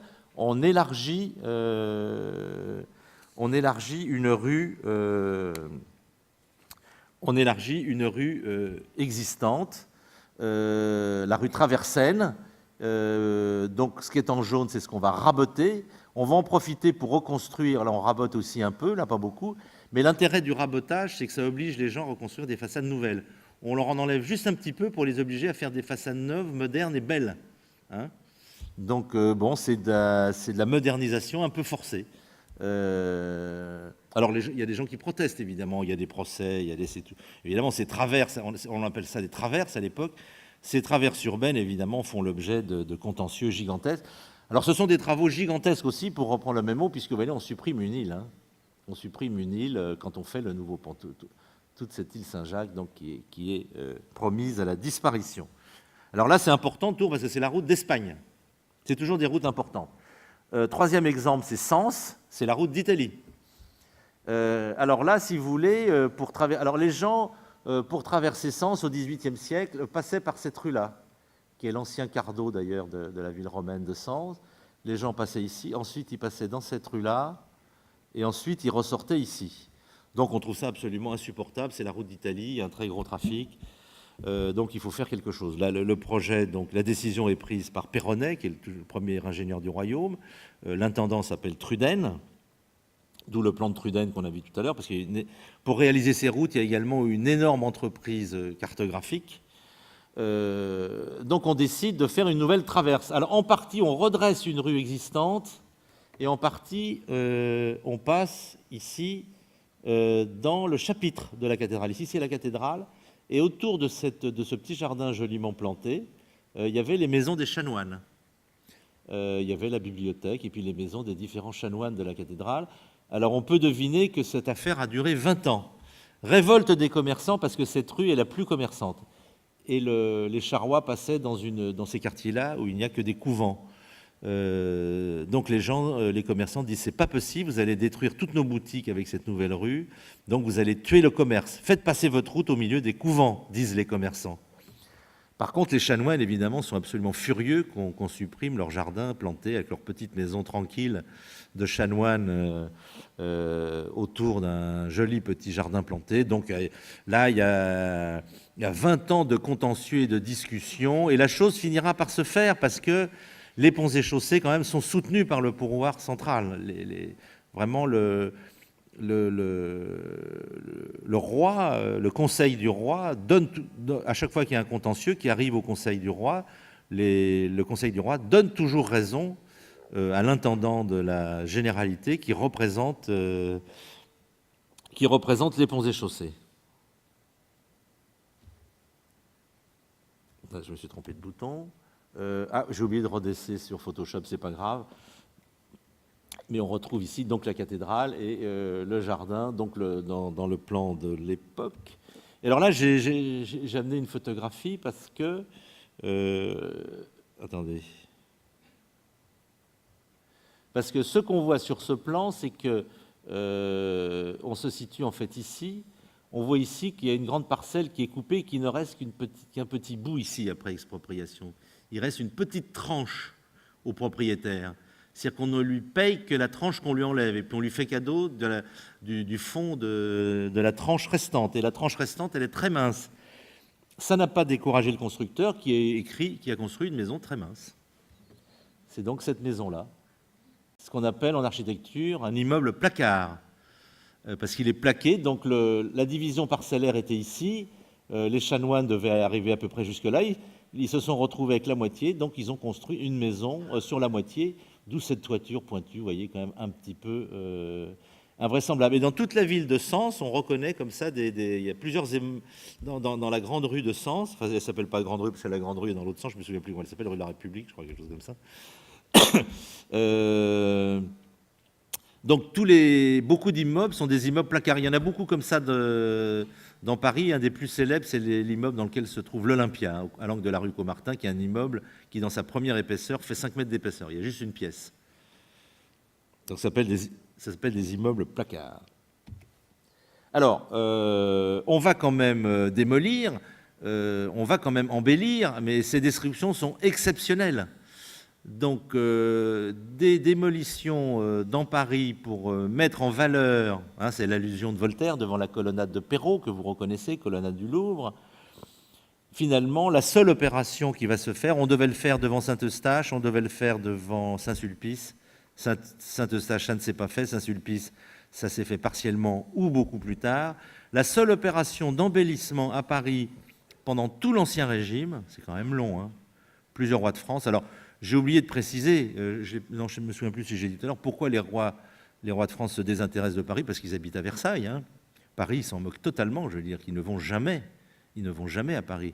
La belle ville, celle qui les intéresse, c'est Versailles. Il n'y a que la Révolution qui ramènera triomphalement Louis XVI à Paris. Donc la seule opération que l'on fait, c'est quand même devant le Palais Royal, devant la colonnade de Perrault, qui est admirée par tout le monde. Donc voilà une peinture. Alors cette démolition des bâtiments qui se trouvaient entre Saint-Germain-l'Auxerrois et le Louvre, il y avait des bâtiments gothiques, on voit d'ailleurs des morceaux d'architecture qui s'en vont là, a tellement étonné les gens qu'on en a un nombre de représentations absolument incroyable. Il doit exister des peintures de Demachy, des aquarelles, des gravures. Ça a tellement sidéré. On était tellement étonnés de voir une destruction. C'est vraiment, si on veut parler des embellissements de Paris, c'est ça. Alors oui, ça fait quand même pas grand-chose en 2 siècles d'histoire. Et voilà donc après. Voilà donc la colonnade du Louvre dégagée dans un état qui est l'état actuel d'ailleurs. Au XIXe siècle, on n'a fait que reconstruire les façades de la mairie et de Saint-Germain-l'Auxerrois. Alors on rêve, si vous voulez, au XVIIIe siècle. Voilà Pierre Pat qui dessine dans un seul plan tous les projets pour la place Louis XV. Parce que la place Louis XV, c'est en fait le projet pour la place de la Concorde, c'est passé en 2 temps. Il y a eu un concours en 1748 où les concurrents, d'ailleurs qui n'avaient pas besoin d'être membres de l'Académie d'architecture, n'importe qui pouvait le faire, d'ailleurs des dizaines de personnes non architectes ont fait le projet pour la place Louis XV en 1748. Il n'y avait pas de lieu qui était fixé. Alors Pierre Pat s'est amusé à faire un plan fictif. C'est-à-dire Pierre Pat n'a jamais proposé toutes ces places simultanément pour Paris. Mais il a quand même mis sur un même plan tous les projets. Alors c'est vrai que la légende est claire.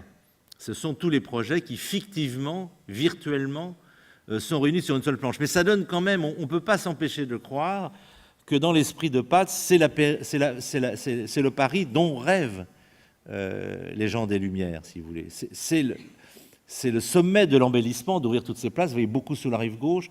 Alors des places dans l'axe ici de la Grande Rue, qui arrive au Luxembourg, des places vers la Croix-Rouge, ici, la Croix-Rouge, pardon. Le Luxembourg est ici, donc là c'est plutôt à l'emplacement du boulevard Saint-Michel. Ici, une gigantesque place autour du marché Saint-Germain, pardon, voilà ici, Saint-Sulpice est là. Le palais du Luxembourg est ici. Des places devant Notre-Dame, des places réunissant l'île Saint-Louis et l'île de la Cité, des places devant l'hôtel de ville, des places autour du Louvre, des places à l'emplacement des Halles, des places entre la rue Saint-Denis et la rue Saint-Martin, enfin, et puis voilà, la réunion des Halles, voilà, c'est la ville idéale telle qu'elle ne se fait pas.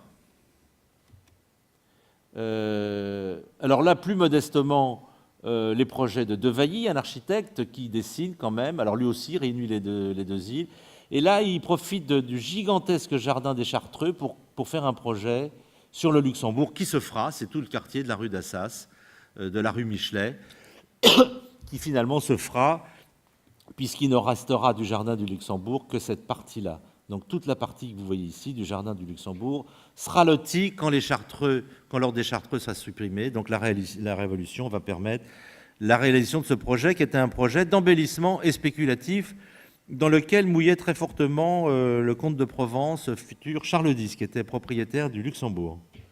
Il demandait l'autorisation à son frère quand même, Louis XVI. Donc voilà le projet de Devailly autour du Luxembourg avec un nouveau palais, une grande église, et tout ça évidemment financé par une gigantesque spéculation foncière sur le rachat pour pas cher des terrains des Chartreux. Il faut quand même savoir que la disparition des congrégations religieuses ne date pas de la Révolution. Déjà l'Ancien Régime, en Autriche-Hongrie, en Toscane et puis en France, a quand même fermé toutes les congrégations qui n'avaient plus de revenus. C'est comme ça que les Célestins, par exemple, à côté de la Bastille, l'ordre a été supprimé. Enfin, le couvent des Célestins, qui est une caserne de cavalerie des gardes républicains, a été supprimé en 1771, bien avant la Révolution. La Révolution n'a fait qu'amplifier un phénomène qui avait commencé avant. Et voilà donc le projet de Devailly qui réunit l'île de la Cité, l'île Saint-Louis, en faisant une énorme place au chevet de Notre-Dame. Un architecte municipal qui s'appelle Moreau Desproux a dessiné comme ça beaucoup de projets. Ici, c'est la future rue... J'ai un trou de mémoire, c'est pas la rue d'Alger, c'est la rue d'une victoire de Bonaparte en Italie, ça va me revenir, elle s'appelle encore comme ça aujourd'hui, enfin bon, peu importe. Ça se fera sur Rambuteau, cette rue. C'est la rue d'Arcole. Voilà. Voilà un autre projet de Moreau Desproux, là, qui consiste lui aussi à lier l'île de la Cité à l'île Saint-Louis par un pont qui se fera effectivement. Donc ce sont des projets prémonitoires en quelque sorte. Là, un grand projet d'extension. L'hôtel de ville ancien est celui-là, hein, celui de Boccador, l'italien. Donc ici, on a un nouvel hôtel de ville face à la Seine. Et avec alors voilà, la place de Grève, c'était ça. Donc on détruit, on agrandit la place de Grève et on fait un très bel hôtel de ville. Aucun projet de Moreau Desproux ne sera réalisé. On est donc dans un rêve fructueux puisque une bonne partie de ces choses, sous une forme ou sous une autre, se feront plus tard. Donc c'est très important ces projets, il ne faut pas en rire. Il ne faut pas en rire parce qu'ils sont porteurs. C'est-à-dire quand un architecte ou un urbaniste a un moment dans sa vie à faire un projet un peu inattendu, il va chercher dans les portefeuilles les dessins de ses prédécesseurs. Et évidemment, ces projets l'inspirent, nourrissent son imagination. Alors voilà, je vous parlais tout à l'heure de la place Saint-Sulpice, donc projetée par Chalgrin quand on achève les travaux de Saint-Sulpice. De cette place ne sera fait que cet angle à l'époque de Chalgrin. Hein. C'est l'endroit où il y avait le presbytère de l'abbé Languet de Gergy. Donc l'abbé de Saint-Sulpice, on lui a construit son presbytère. Voilà, il y a marqué, vous voyez, le bâtiment exécuté. C'est le seul qui a été exécuté. Donc ce morceau de place est le seul qui date du XVIIIe siècle et qui soit du projet de Chalgrin. Ce côté-là a été réalisé sous le Premier Empire. Ce côté-là, c'est l'ancien séminaire Saint-Sulpice qui date des années 1820-1830. Et ce côté-là, ce sont des bâtiments début 19e. Et ici, on a même ici des bâtiments fin 19e siècle. Et ici, un retrait d'alignement à l'endroit du commissariat et de la mairie du 5e arrondissement. Donc, on n'a jamais fait cette place avec sa régularité, avec son ordonnance. Donc, il a fallu à peu près un siècle pour qu'on arrive à faire la place Saint-Sulpice telle que nous la connaissons aujourd'hui. Mais c'est comme ça. La ville se fait comme ça, à son rythme. Il ne faut pas être pressé. Là, un autre exemple encore, le projet de Jacques-Germain Soufflot devant Sainte-Geneviève, donc le Panthéon. Donc, il prévoyait d'ouvrir une très grande place devant Sainte-Geneviève. On est à l'époque de Sainte-Geneviève, hein, avant la Révolution. Et il projetait d'ouvrir une rue qui deviendra la rue Soufflot. Voilà donc même un autre plan, beaucoup plus ambitieux, puisque non seulement il va jusqu'à la rue de la Harpe, qui correspond à peu près aujourd'hui au boulevard Saint-Michel, mais Soufflot propose même d'aller jusqu'au Luxembourg. Donc de traverser l'enceinte de Philippe-Auguste. Ici, on aura la future rue Médicis. Ici, on a le boulevard Saint-Michel. Alors ce projet arrêté à la rue Médicis, sera réalisé par Haussmann sur le nom de rue Soufflot, exactement un siècle après, 1860, 1760, 1860. Donc tout ça est très important. Et tout ça prouve absolument que le projet d'Haussmann ne sort pas d'un chapeau, comme on le croit quelquefois, qu'il n'a pas été entièrement inventé par Napoléon III et d'Haussmann, puisque beaucoup d'idées viennent déjà des projets du XVIIIe siècle, que les gens connaissaient parfaitement. Évidemment, les architectes connaissaient parfaitement les plans du siècle précédent. Alors là, un petit chapitre à part dont je ne vais pas trop parler, mais qui est pourtant la chose la plus importante.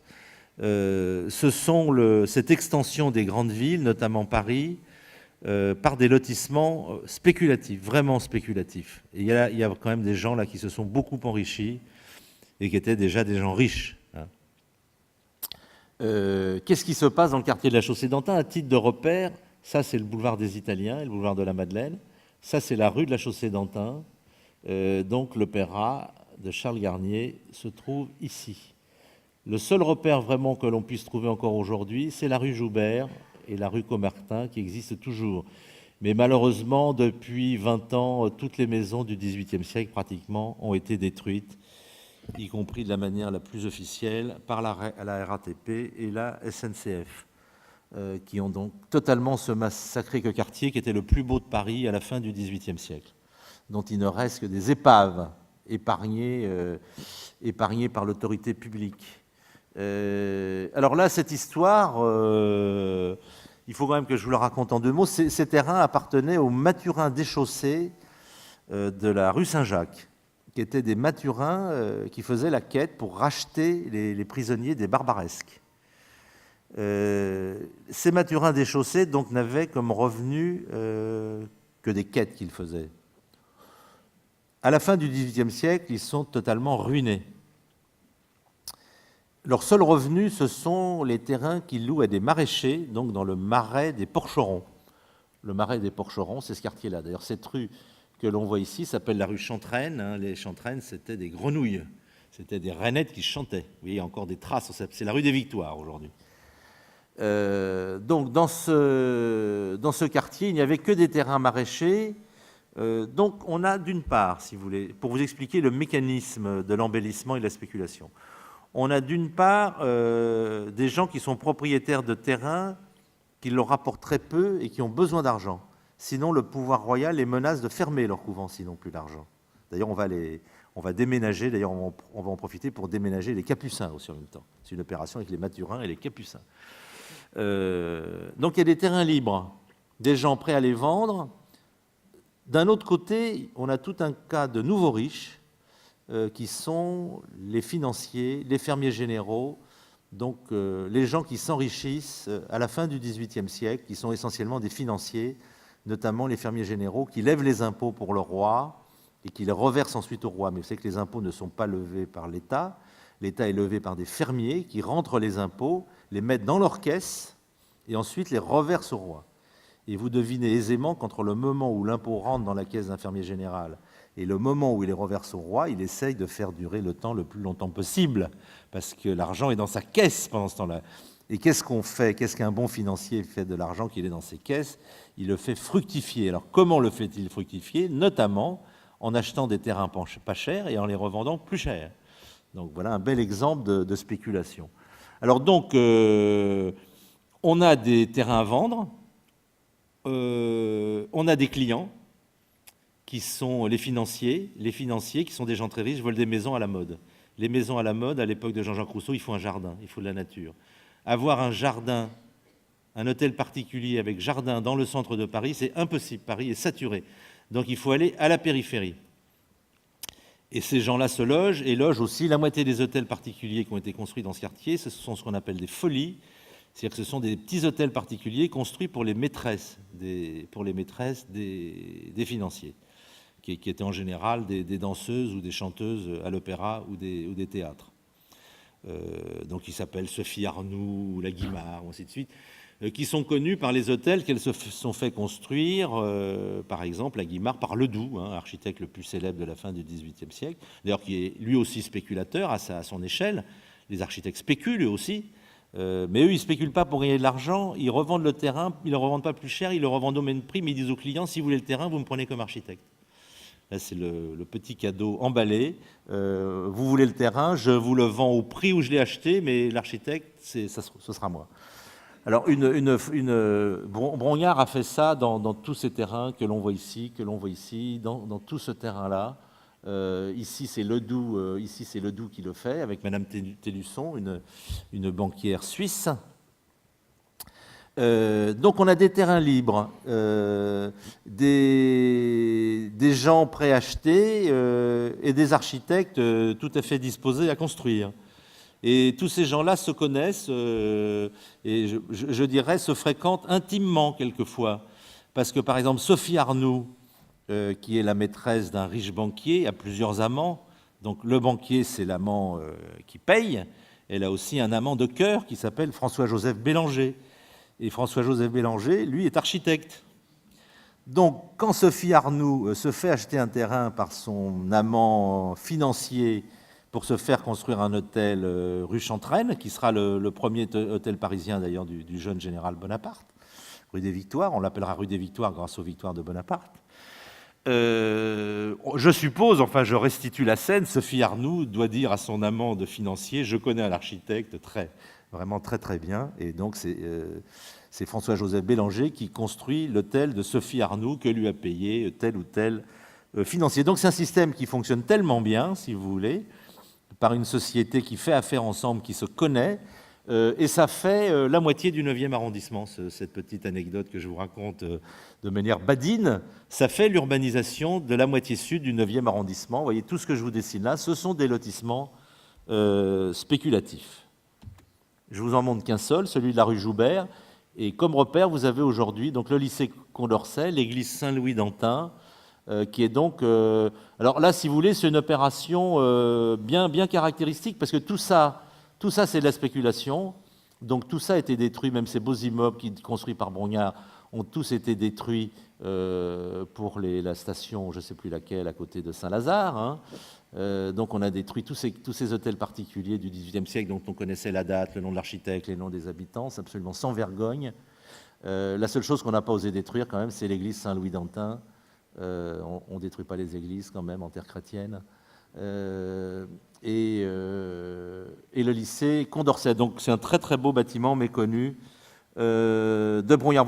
Alors ce plan est très intéressant parce que Brongniart, qui est l'architecte du couvent, qui est l'architecte de ces maisons-là, est en même temps le propriétaire d'une partie des terrains et est en même temps agent financier. Vous n'arriverez pas à lire, mais on peut lire ici, si vous voulez acheter un terrain, adressez-vous chez Monsieur Brongniart, on donne son adresse, il reçoit tel jour de telle heure à telle heure. Donc les architectes font également, sont agents immobiliers. Bon, ce qui est interdit depuis, évidemment, le Code Guadet de 1863. Voilà un des autres quartiers en train de se faire, dans le plan de la Sensible de l'Archevêché. Là, ce sont les spéculations de M. Bourret de Vézelay, qui était intendant général de l'artillerie du roi. Alors, il faut savoir aussi que l'artillerie n'appartenait pas au roi. L'artillerie royale appartenait à un monsieur qui s'appelait Bourret de Vézelay, et qui achetait les canons et qui les louait ensuite à l'armée. C'est un système de location. L'artillerie royale appartenait à une personne privée qui s'appelait Bourret de Vézelay, donc il y avait beaucoup d'argent, et donc il a fait tout le quartier de la rue Tête-Bout, et très largement associé à Brongniart. Brongniart, c'est l'architecte de la Bourse. Palais Brongniart, Bourse, c'est lui. Alors, il y a des choses très spectaculaires et très belles qui sont nées selon ce procédé. Le quartier de l'Odéon, ici vous avez le théâtre de l'Odéon, ici maintenant vous avez aujourd'hui le boulevard Saint-Germain, la rue de l'Odéon. La rue de l'Odéon, c'est un lotissement spéculatif de tout un tas de personnages, plus ou moins honnêtes, et y compris, je ne dis pas que le frère du roi était malhonnête, mais enfin il travaillait avec des gens un peu douteux. Et donc l'opération est acceptée. Pourquoi ? Parce que les gens qui font cette spéculation sur un terrain qui est vendu par le prince de Condé, qui était totalement désargenté, qui avait un hôtel là. Donc le prince de Condé vend son hôtel et son jardin à des spéculateurs et qui sont autorisés à faire cette spéculation parce qu'en échange de la vente des terrains qu'ils payent peu cher et qui revendent beaucoup plus cher, ils ont l'obligation de construire le théâtre de l'Odéon, qui existe toujours, de Père et de Vailly. Ils seront propriétaires du théâtre et ensuite les entrées dans le théâtre, les billets d'entrée dans le théâtre aussi leur reviendront. Donc c'est un montage financier public-privé, c'est une sorte de société mixte, en quelque sorte, on pourrait dire. Alors on peut considérer ça comme moralement douteux, mais du point de vue architectural et urbain, c'est vraiment parfait. Hein. C'est vraiment, les maisons sont toutes superbes. Les deux qui sont à l'entrée de la rue sont superbes. La rue, dedans, il y a des maisons néoclassiques superbes. Toutes les rues qui entourent la place en émission sont superbes. Le théâtre est très beau. Enfin bon, c'est une vraie réussite. C'est le plus beau, peut-être, quartier néoclassique de Paris. Et vous voyez la face sombre de cette affaire. Alors, va arriver la Révolution, qui ne va pas changer grand-chose d'une certaine manière, puisque les premiers lotissements de biens nationaux sont des lotissements spéculatifs, font par les mêmes gens, les mêmes agents, les mêmes architectes, sauf que le spéculateur, c'est l'État, cette fois. Ce n'est plus des spéculateurs privés, c'est l'État qui ramasse pour pas cher des terrains et qui les revend. Donc, il est encore plus fort que les spéculateurs, parce que le terrain, on ne peut pas dire qu'il ne le paye pas cher, il ne le paye pas. Et il le revend évidemment au prix du marché. La rue de Rivoli, c'est ça, c'est un lotissement au prix du marché.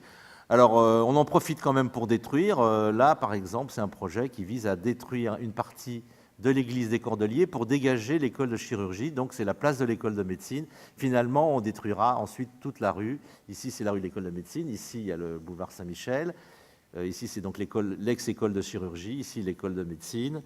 Alors, on voit se mettre en place, si vous voulez, après la Révolution, un changement d'échelle des spéculations foncières et un changement de nature, puisque finalement, c'est l'État qui devient le promoteur principal de la spéculation foncière en devenant propriétaire de tous les biens nationaux.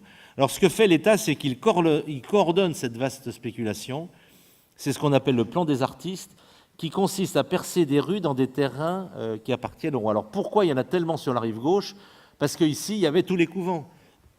Les Ursulines, les Feuillantines, les Chartreux, le Val-de-Grâce, enfin, on ne compte pas les couvents qui ont laissé leur nom dans des rues, rue des Feuillantines, rue des Ursulines, ainsi de suite.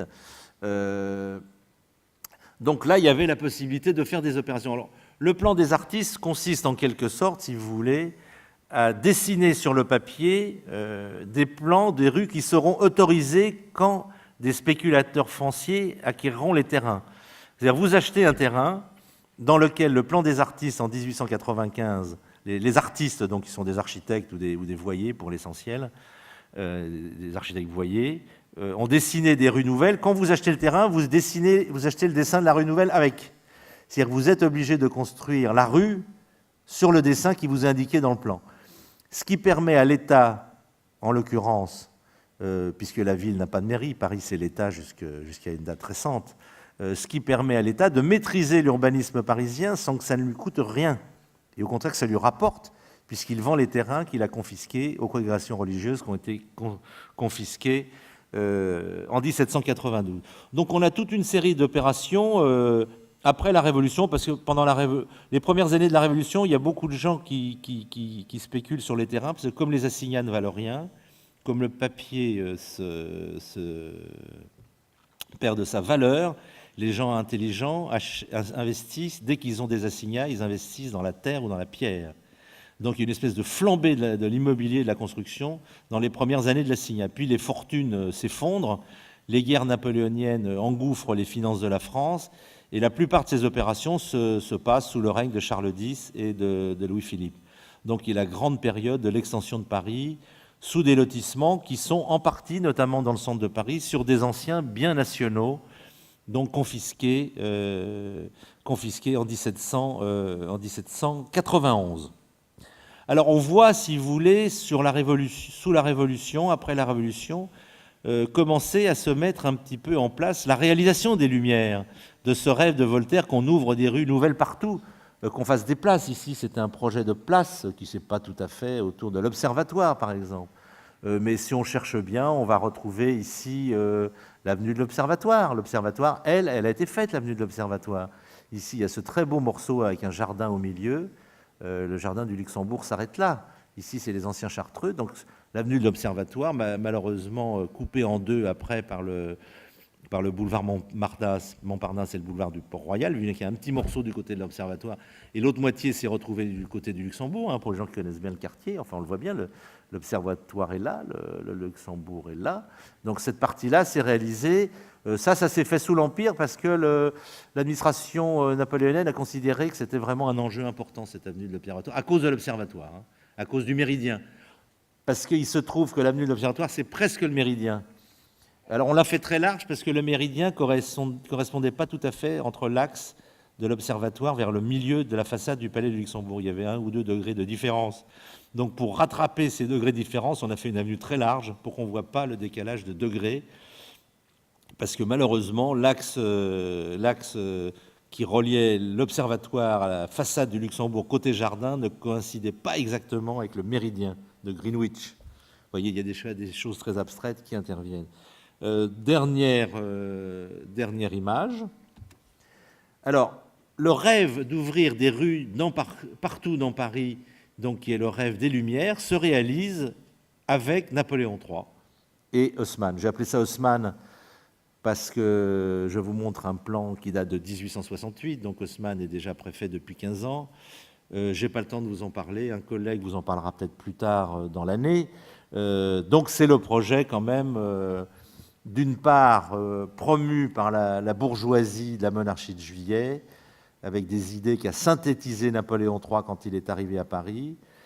Paris, on a fait un plan qui a brûlé malheureusement dans l'hôtel de ville en 1870, mais qu'on connaît sous le nom de plan Colorier, qu'avait dessiné Napoléon III lui-même avec une boîte d'aquarelle et des pinceaux, et qu'il a demandé de réaliser à Haussmann, donc qui a été pour l'essentiel le réalisateur du plan de Napoléon III. Mais donc ce plan des grands travaux de Paris, comme on l'appelle à l'époque, que vous voyez ici, donc tout ça c'est tout ce qui a été réalisé en 1868. Donc on voit par exemple le lotissement du quartier de l'Observatoire, avec l'avenue de l'Observatoire, tous ces rêves d'ouvrir des rues nouvelles, donc est réalisé sous le Second Empire. Voilà, je vous remercie.